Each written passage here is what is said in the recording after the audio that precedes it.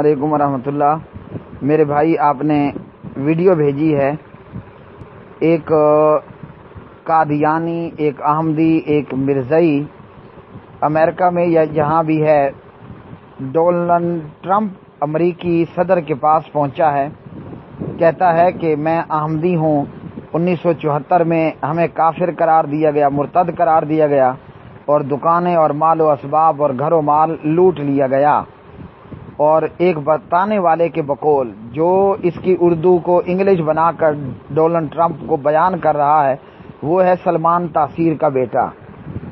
اب یہ بھی بتایا گیا ہے کہ یہ جو قادیانی ہے، یہ سرگودے کے کسی علاقے سے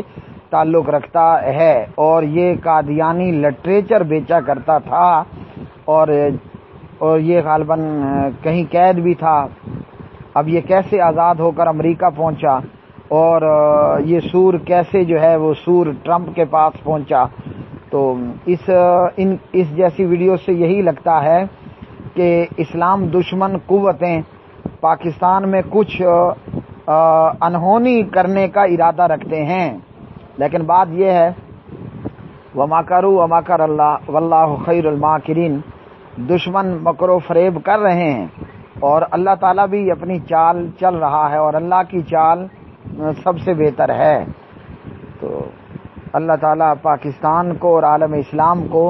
قادیانیت، مرزائیت، احمدیت کے فتنے سے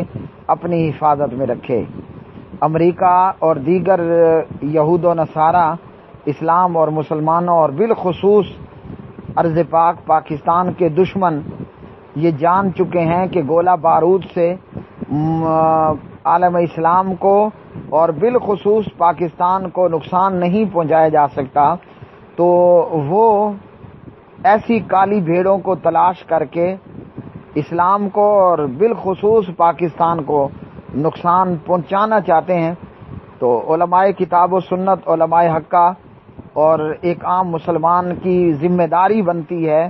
کہ ان قادیانیوں، خبیثوں، مرتدوں کے تعلق سے پوری طرح جو ہے وہ آگاہ رہے، اور دشمن کے اس وار سے بچنے کے لیے چاہیے کہ ہمارے حکمران، ہماری عدالتیں اور ہماری ایجنسیاں وہ پوری طرح ہوشیار رہیں، ورنہ جو بھی حضور حضرت محمد الرسول اللہ صلی اللہ علیہ وسلم کی ختم نبوت پہ، ختم رسالت پہ ڈاکہ ڈالنے کی کوشش کرے گا، انشاءاللہ ہم اپنی اولاد، اپنی بیویاں، اپنے ماں باپ، اپنی جان کی قربانی دینے سے کبھی بھی دریغ نہیں کریں گے۔